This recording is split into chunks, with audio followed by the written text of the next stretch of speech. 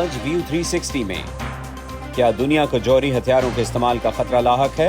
یہ اس سرخ لکیر کو عبور کرنا ہوگا جسے دوسری جنگ عظیم کے بعد سے کسی بھی ملک نے عبور نہیں کیا۔ پاکستان میں سیلاب سے ہونے والے مالی نقصانات کا ازالہ اور اجناس میں کمی کے مسائل کیسے حل ہوں گے؟ اکتوبر کا مہینہ ہے، ٹماٹر کی بہت بڑی شدت سے قلت پیدا ہو جائے گی۔ اور ریلوے کا نظام متاثر ہونے سے ریلوے اسٹیشنز پر پلی کس حال میں ہیں؟ جانیں گے آج کے شو میں۔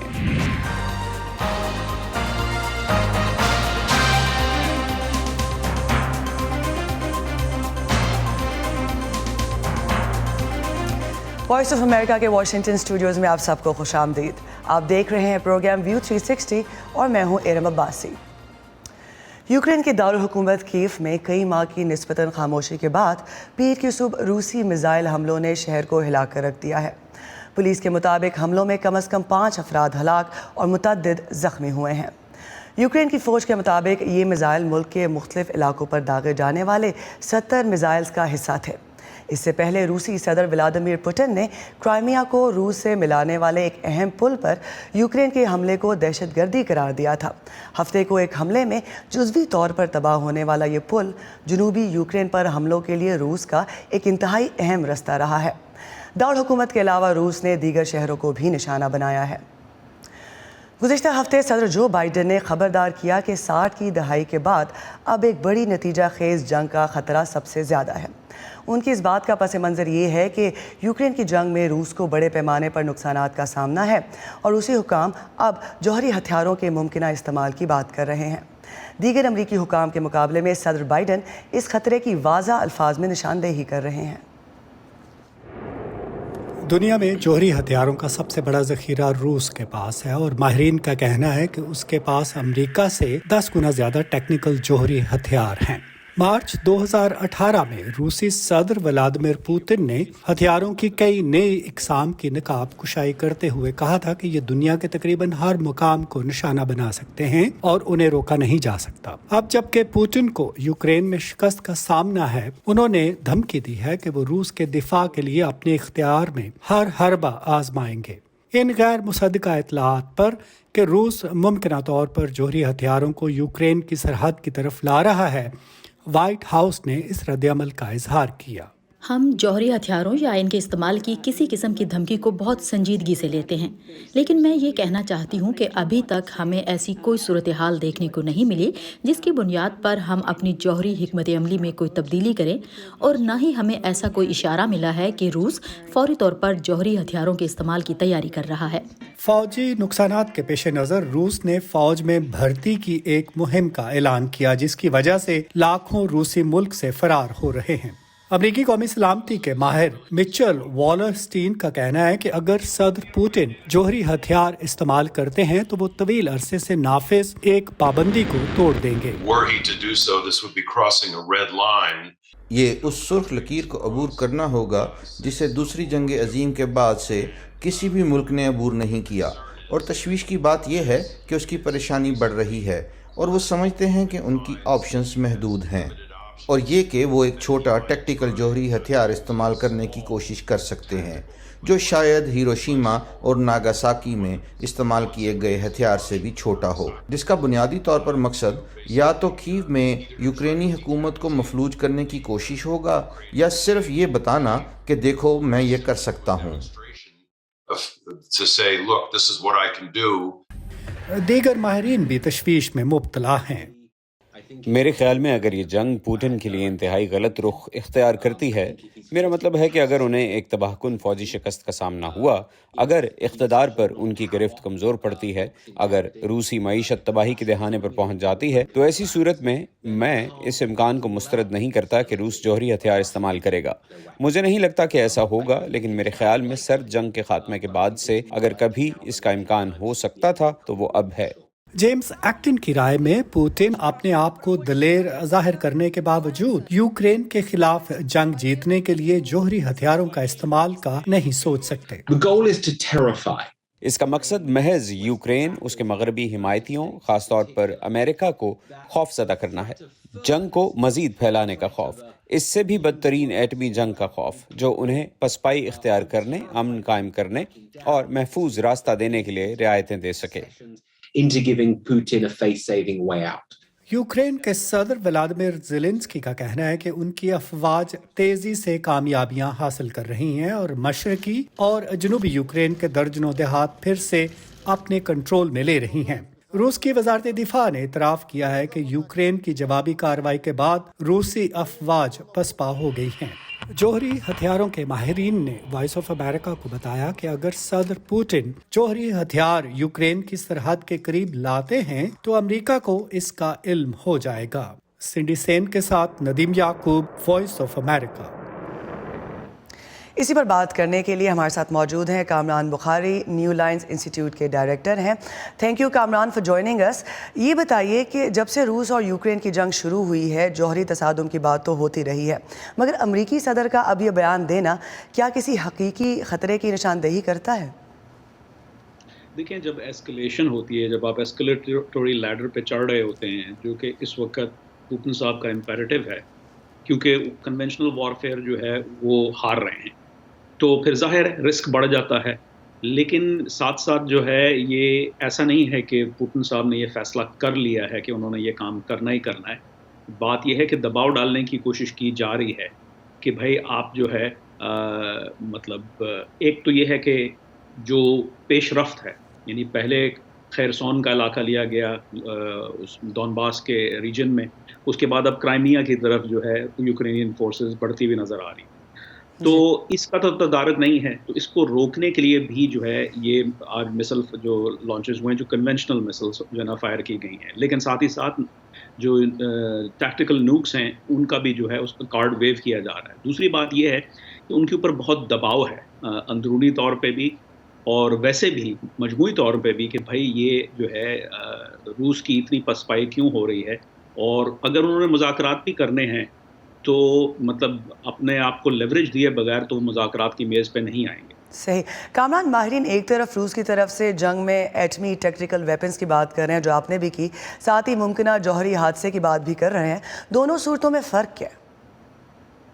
دیکھیں، ایک تو جارحانہ کارروائی ہوگی جس میں جو ہے ظاہر ہے جو ہیروشیما اور ناگاساکی کے بعد بالکل نہیں ہوا، وہ جو ہے وہ ایک روبیکان بریچ ہو جائے گا۔ تو دوسری طرف جو ایٹمی تنصیبات جو ہیں جس کے اوپر جو ہے وہ جو خطرے میں ہے وہ ذرا مختلف ہے۔ اس میں یہ ہوگا فال آؤٹ ہوگا، چرنوبل جیسا ڈیزاسٹر ہو جائے گا یا فوکوشیما جیسا جو کہ جاپان میں ہوا تھا۔ تو وہ دونوں کی مختلف نوعیتیں ہیں۔ ایک جو ہے وہ جنگ میں مطلب یوں کہیے کہ براہ راست آپ کوئی ٹیکٹیکل نوکس یوز نہیں کر رہے، اور نیوکلیئر فال آؤٹ جو ہے وہ کنونشنل جنگ کا ایک آؤٹ کم۔ دوسری جانب جو ہے آپ براہ راست کریں گے آپ۔ اچھا، گزشتہ ہفتے امریکی میڈیا نے لکھا کہ روس کے کسی بھی اقدام کے پیش نظر امریکہ کئی آپشنز پر سوچ رہا ہے۔ اگر روس ایسا کوئی قدم اٹھاتا ہے تو نیٹو یا امریکی جوابی کارروائی کیا ہو سکتی ہے؟ کیا اقدامات اٹھا سکتے ہیں؟ دیکھیں، اس پہ میں نہیں سمجھتا کہ فوری جیسے ادھر سے بٹن دبا دیا گیا تو ادھر سے بھی بٹن دبا دیا جائے گا، ایسے کوئی مسئلہ نہیں ہے۔ پہلے تو یہ دیکھنا ہے کہ کس قسم کی کس نوعیت کا ٹیکٹیکل نوک ہوگا، اس کی ییلڈ کیا ہے، کتنے کلو ٹن کا ہوگا، کہاں ہوگا، اس کا فال آؤٹ کیا ہے۔ اس سب چیز کو بڑی تیزی سے جو ہے انٹیلیجنس گیدرنگ کی ضرورت ہوگی، اسیسمنٹ کی ضرورت ہوگی۔ اس کے بعد جو ہے پھر آپشنز ہیں مختلف قسم کے۔ پہلی بات تو یہ ہے اس میں دیکھنا پڑے گا کہ بھئی آپ مزید آئسولیٹ کیا کر سکتے ہیں، لیکن جوابی کارروائی بھی ہوگی ملٹریلی، کیونکہ اس میں تو پھر یہ ہے کہ اگر آپ جواب نہیں دیتے تو پھر اٹس ایک طرح سے جو ہے فری سیزن ہو گیا سب کے لیے۔ مطلب یہ صرف روس اور امریکہ کے لیے نہیں بلکہ تمام دنیا میں جو طاقتیں جن کے پاس جوہری ہتھیار ہیں پھر وہ امبولڈن ہو جاتی ہیں۔ تو یہ ایک نئی دنیا میں ہم داخل ہو جائیں گے۔ وہاں جو ہے آئی ڈونٹ تھنک وہاں کوئی جانا چاہتا ہے بشمول صدر پوٹن کے۔ کامران، ہمارے ساتھ رہیے گا۔ 21 برس پہلے امریکہ میں 11 ستمبر کے دہشت گرد حملوں کے بعد امریکہ اور اس کے اتحادیوں نے 7 اکتوبر کو طالبان کے زیر قبضہ افغانستان پر بمباری شروع کی تھی۔ اس حملے کے تقریباً ایک ماہ بعد نومبر 2001 میں طالبان کو کابل کا کنٹرول چھوڑ کر فرار ہونا پڑا۔ اس کے کچھ ہی عرصے بعد جرمنی کے شہر بون میں ایک معاہدے کے نتیجے میں افغانستان میں ایک عبوری حکومت قائم کی گئی۔ افغانستان میں 20 برس کی جنگ اور امریکی افواج کے انخلا کے بعد گزشتہ سال اگست میں طالبان ایک بار پھر کابل پر قبضہ کرنے میں کامیاب ہوئے۔ کامران، امریکہ نے افغانستان میں موجودہ القاعدہ کے خاتمے کے لیے اس جنگ کا آغاز کیا تھا۔ امریکہ کس حد تک اپنے مقصد میں کامیاب رہا؟ دیکھیں، جہاں تک تو القاعدہ کا کلا کما کرنے کا جو ہے معاملہ ہے، وہ تو اس میں تو بہت کامیابی ہوئی ہے۔ القاعدہ کی تنظیم کو باقاعدہ اس کا جو ہے مطلب ڈیمالش کر دیا گیا ہے، اس کی لیڈرشپ کو successful drone strikes one after another کے اوور دی ایئرز وہ ایلیمنیٹ کیا گیا ہے۔ تو آئی تھنک جہاں تک القاعدہ کو ختم کرنے کا تعلق تھا یا اس کو مزید امریکہ یا ٹرانس نیشنل جہادی کو جو حملے کرنے کی جو صلاحیت تھی وہ ختم کرنے کی، تو وہ تو کامیابی ہے۔ لیکن اگر سوال یہ اٹھتا ہے کہ اس کے بعد پھر کیا گولز تھے؟ اس کے بعد گول تھا کہ بھئی طالبان کو دوبارہ حکومت میں نہ لایا جائے، وہ تو پھر ظاہر کامیاب نہیں ہوا۔ بیچ میں کہیں ڈیموکریٹائزیشن کا بھی گول آ گیا تھا، وہ تو بالکل ہی بری طریقے سے ناکام ہوا ہے۔ تو اٹس اے مکسڈ بیگ۔ تو جہاں تک دہشت گردی کا تعلق ہے، ٹرانس نیشنل دہشت گردی کا تعلق ہے، اس کو تو بہت کمزور کر دیا گیا ہے، اس رسک کو ریڈیوس کر دیا گیا ہے، لیکن خطے کے اندر جو ہے اس کے اثرات ابھی بھی ہیں، جیسے ٹی ٹی پی پاکستان کے اندر، آئیسس اور دیگر اور گروپس جو ہیں وہ ابھی ہیں، لیکن یہ اب ایک علاقائی جو ہے تھریٹ ہے as opposed to a global threat. اور یہ بتائیے کہ دولت اسلامیہ بھی ہم نے دیکھا کہ عراق میں اور شام میں جنگوں کے نتیجے میں سامنے آئی، اور بھی انتہا پسند اسلامی تحریکیں جسے کہتے ہیں کہ ایکٹیو ہوئی ہیں اس عرصے میں۔ جی ہوئی ہیں، تو وہ تو ظاہر ہے پھر جو ہے ایک ان انٹینڈیڈ کانسیکوینسز ہیں۔ تو عراق جنگ سے نہ صرف جو ہے یہ داعش ابھر کے سامنے آئی، بلکہ جو عراق جو ہے وہ ایران کے جیو پولیٹیکل آربٹ میں گر گیا۔ تو یہ تو اس طرح کے ان انٹینڈیڈ کانسیکوینسز دیگر ہیں، تو اس میں تو کوئی شک نہیں ہے۔ لیکن یہ ہے کہ اپنا خطے کی ڈی اسٹیبلائزیشن جو ہے وہ آئی تھنک ایک لوور لیول کا ریلیٹیولی لوور لیول کا تھریٹ تصور کیا جاتا ہے، بجائے اس کے کہ اگر آپ جو ہے کے خلاف کوئی ایسا جنگجو قوت ہو جو کہ امریکہ پہ بھی حملہ کرے، مغرب میں بھی حملہ کرے۔ Kamran Bukhari, thank you so much for being with us. امریکی دارالحکومت واشنگٹن ڈی سی سمیت ملک کے متعدد حصوں میں نومبر میں ہونے والے وسط مدتی انتخابات سے ٹھیک ایک ماہ قبل ہفتے کے روز ہزاروں خواتین اور مردوں نے ویمن مارچ میں حصہ لیا۔ مارچ کے منتظمین کے مطابق اس مظاہرے کا مقصد مڈ ٹرم الیکشن سے پہلے تولیدی حقوق اور نسلی انصاف کے حامیوں کو ریلی کرنا تھا۔ امریکہ میں اس سال مئی میں سپریم کورٹ کی جانب سے 1974 کے رو ورسز ویڈ کے عدالتی فیصلے کو کالعدم قرار دینے کے بعد اسقاط حمل کا معاملہ ان انتخابات کے دوران ایک اہم مسئلہ بن کر ابھرا ہے۔ رو ورسز ویڈ کا فیصلہ امریکہ میں خواتین کو ابارشن کا قانونی حق دینے کی وجہ بنا تھا۔ ہفتے کے روز ہونے والی ان ریلیوں میں بچوں سے لے کر بڑوں تک عورتوں اور مرد شامل رہے۔ Women's lives are in a state of emergency. عورتوں کی زندگیاں اس وقت ایک ہنگامی صورتحال سے دوچار ہیں۔ بچہ پیدا کر سکنے کی عمر کی ہر 3 میں سے ایک خاتون اپنی ریاست میں ایبارشن کا حق پہلے ہی کھو چکی ہے۔ اب ضرورت یہ ہے کہ ہم لاکھوں کی تعداد میں جمع ہو کر یہ مطالبہ کریں کہ پورے ملک میں عورتوں کو بغیر کسی معذرت خواہانہ رویے کے قانونی طور پر ایبارشن کا حق ملے۔ اب اس سچ کا سامنا کرنے کا وقت ہے کہ صرف ووٹ ڈالنے سے فاشزم کا یہ زور ختم ہونے والا نہیں۔ ہم یہاں عورتوں کے حقوق کی حمایت کے لیے آئے ہیں، اگرچہ میں کم عمر ہوں لیکن یہ بہت ضروری ہے کیونکہ ہم بچے ہی مستقبل ہیں اور ہمیں بہت اثر ڈالنا ہوگا تاکہ اس سے لوگوں کے لیے طویل عرصے تک کے لیے تبدیلی آئے۔ میں ایبارشن کے خلاف ہوں۔ جب سے ڈابس کا فیصلہ آیا ہے، ایبارشن کے حمایتی ملک کے آدھے حصے سے اس کے خلاف بہت نفرت انگیز رد عمل آیا ہے، اور اس بات کا خدشہ ہے کہ ان کی آوازیں غالب آ سکتی ہیں، اور ہم یہ ہونے نہیں دیں گے۔ اس لیے میں ایبارشن کی مخالف آوازوں کو دعوت دیتا ہوں کہ وہ اٹھیں اور ان کا مقابلہ کریں۔ اب پاکستان میں سیلاب کی صورتحال پر بات۔ پاکستان کے صوبہ سندھ کے ضلع دادو سے تعلق رکھنے والے دلدار سولنگی کا خاندان سیلاب کے بعد نقل مکانی کر کے لاہور پہنچا ہے۔ سیلاب ان کا گھر بار، مال مویشی سب اپنے ساتھ بہا لے گیا۔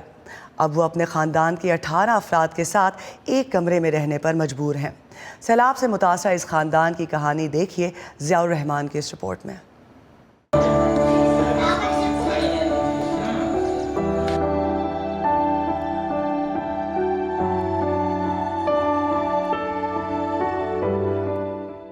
मुश्किल से जाने बचा के आए। सबसे पहले बारिश आई थी, बारिश में हर चीज़ हमारा डूब गया। बारिश में छतें गिर गई, पूरी महीना बारिश चली है। सैलाब बहुत ज़्यादा आ गया। हमारी बकरियां, हमारी भैंस जितनी भी थी, हमने खेती की थी, मूंजी लगाई थी, वो भी सारी बर्बाद हो गई।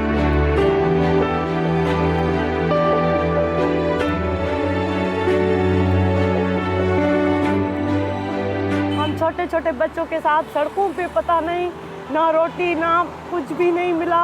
हम टूटे फूटे यहाँ आए हुए हैं बच्चों के साथ, सारी फैमिलियाँ आई हुई हैं। प्लीज़ खुदा के वास्ते हमारी मदद कर दो।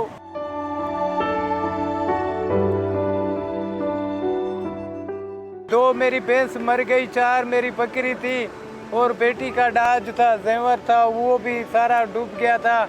मकान भी गिरी गई है।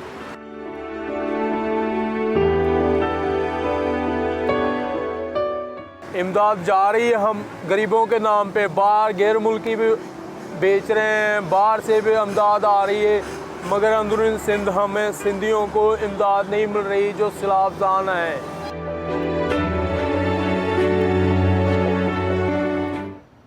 बच्चों की फलाह और हकूक़ के लिए काम करने वाले अक़वाम मुत्तहिदा के इदारे यूनिसेफ ने पाकिस्तान के सैलाबज़दा इलाकों में मुतासरा बच्चों की जानें बचाने के लिए आलमी बरादरी से इमदाद की अपनी अपील को बढ़ाकर 17 करोड़ 35 लाख डॉलर कर दिया है। यूनिसेफ के मुताबिक पाकिस्तान में सैलाब से 615 बच्चे पहले ही अपनी जानें गंवा चुके हैं और अगर फौरी इमदाद नहीं मिलती तो बच्चों की अमवात में इजाफे का खदशा है। यूनिसेफ के पाकिस्तान में नुमाइंदे के मुताबिक इस वक्त तकरीबन 1 करोड़ पाकिस्तानी बच्चों को फौरी लाइफ सेविंग सपोर्ट की ज़रूरत है। यूनिसेफ ने सैलाब के बाद बच्चों की ज़िंदगियों के लिए बढ़ जाने वाले ख़तरात की 2 बड़ी वजह पेश की हैं। इनमें से एक खुराक और ग़िज़ाइयत की शदीद कमी, जिनका सामना पहले से ही सैलाबज़दा इलाकों में बच्चों को है। दूसरी बड़ी वजह मुतासरा इलाकों में सैलाब के खड़े पानी, सफाई और सेहत के निज़ाम की तबाही के बायस पैदा होने वाली डेंगू और मलेरिया जैसी बीमारियाँ हैं। इस वक्त 17,60,000 बच्चे पहले से ज़्यादा गैर महफूज हो चुके हैं और 20 लाख बच्चों की स्कूल की तालीम में खलल पड़ा है। सैलाब ने जहां मकामी अफराद के लिए मुश्किलात पैदा की हैं, वहीं हुकूमत की जानिब से ये भी कहा जा रहा है कि इससे होने वाले माली नुकसान इब्तदाई तखमीनों से कहीं ज़्यादा है। इस माली बहरान का असर आम शहरी पर कैसे पड़ रहा है? क्या वाकई रोज़मर्रा के इस्तेमाल की अशियों की किल्लत होने जा रही है? इस मसले का हल क्या है? जानते हैं इस्लामाबाद से गेती आरानीस की इस रिपोर्ट में। कराची के ताजिर जावेद शम्स सैलाब से पैदा होने वाली सूरत हाल से काफ़ी परेशान हैं। उनका कहना है कि चने की फसल कई साल से पहले ही बरामद नहीं हो पा रही, लेकिन सैलाब के बाद गंदम, चावल और कपास की फसल को भी बहुत ज़्यादा नुकसान हुआ है, जिसके असरात लामुहाला तौर पर न सिर्फ इनके कारोबार पर पड़ेंगे बल्कि आने वाले दिनों में अशियाए ज़रूरत की शदीद किल्लत का सामना हो सकता है। एक तरफ तो आटे का बहरान है, उसके साथ साथ आलू, प्याज और दीगर जो सब्ज़ी की अशिया हैं वो बहुत ज़्यादा मिकदार में जो है हमें जो है वो मुयस्सर नहीं हो पा रही हैं, जिसकी वजह से प्राइसेस जो है वो बढ़ते चले जा रहे हैं। और किल्लत बढ़ने से हमें ये अंदाज़ा हो रहा है ताजिर बरादरी को ख़ास तौर पे कि आने वाले अगले माह से जो अक्टूबर का महीना है, टमाटर की बहुत बड़ी शिद्दत से किल्लत पैदा हो जाएगी। उसके साथ साथ प्याज जो है वो ना होने के बराबर होगा और दालें और दीगर चीज़ें जो है वो पहले ही हमारे पास जो है वो इम्पोर्ट हो रही थी और अब मज़ीद उस पर परेशानी हमें सामने आने पड़ेंगी। वजारत ख़जाना की जानिब से हाल ही में बताया गया था कि इब्तदाई तौर पर सैलाब से होने वाले नुकसान का तखमीना $10 बिलियन के लगभग है, लेकिन अब तक ये नुकसान $20 बिलियन से ऊपर निकल चुका है। जबकि माहिर माशियात कहते हैं कि इस वक्त पाकिस्तान को जिन चैलेंजेस का सामना है, इनमें सबसे ज़्यादा अहम मौशी बहरान है। जो रोड कनेक्टिविटी डिस्टर्ब होने की वजह से या इंफ्रास्ट्रक्चर डैमेज की वजह से जो सप्लाई चेन्स मुतासर हुई हैं, उसका इंडस्ट्री पे एक इम्पैक्ट आएगा, उसका सप्लाई ऑफ फूड्स पे, सप्लाई ऑफ गुड्स पे एक इम्पैक्ट जो है वो आएगा।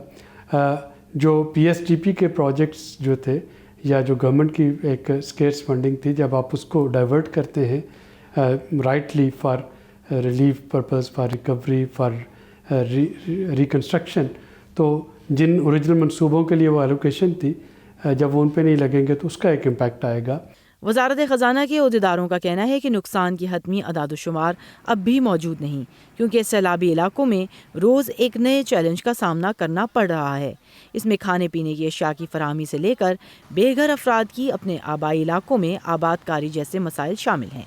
وزارت خزانہ کی قائمہ کمیٹی کے چیئرمین کیسر احمد شیخ کا کہنا ہے کہ پاکستان اکیلے اس صورتحال سے نبردآزمان نہیں ہو سکتا۔ UN میں جو بات ہوئی ہے انہوں نے کہا جی $160 ملین کی پلیج ہوا تھا، لیکن ابھی تک وصول جو ان کو ہوا ہے 60 ملین ہوا ہے، اور یہ 160 بھی اس محسوس کریں بہت کم ہے، فردر پلیجز کی ضرورت ہے، اور جو پلیج ہوا ہے جو وعدے ہوئے ہیں وہ ریئلائز ہونے چاہیے، وہ کیش کی صورت میں آ کے جو بھی امداد کے سامان یا جو یعنی کیش ان کو وصول ہو یونائٹڈ نیشنز کو، تو آگے وہ سامان امدادی سامان بھیج سکیں اور لوگوں تک پہنچایا جا سکے۔ اس وقت جبکہ جاوید شمس جیسے ہزاروں بڑے اور چھوٹے تاجر اشیاء کی قلت کے حوالے سے پریشان ہیں، ماہرین معاشیات کا خیال ہے کہ ان مسائل کا فوری حل مشکل ہے، لیکن بہتر حکمت عملی کے ذریعے ان نقصانات کے اثرات کو محدود ضرور کیا جا سکتا ہے۔ گیتیارہ انیس، وائس آف امریکہ، اسلام آباد۔ پاکستان میں بدترین سیلاب کے باعث ملک کے جنوبی علاقوں میں ریلوے کا نظام دھرم بھرم ہو گیا ہے۔ ریل گاڑیوں کی بندش سے مسافروں کے علاوہ جو لوگ سب سے زیادہ متاثر ہوئے ہیں وہ کلی ہیں۔ جنوبی ایشیا کے کچھ دوسرے ملکوں کی طرح پاکستان میں کلی مسافروں کا سامان اٹھا کر اپنا روزگار کماتے ہیں۔ گو کہ جزوی طور پر متاثرہ علاقوں میں ریل کا نظام پھر سے بحال ہونے کی خبریں آ رہی ہیں، لیکن یہ طبقہ اب بھی اپنے مستقبل کے حوالے سے فکر مند ہے۔ تفصیلات ضیاء الرحمان کی اس رپورٹ میں۔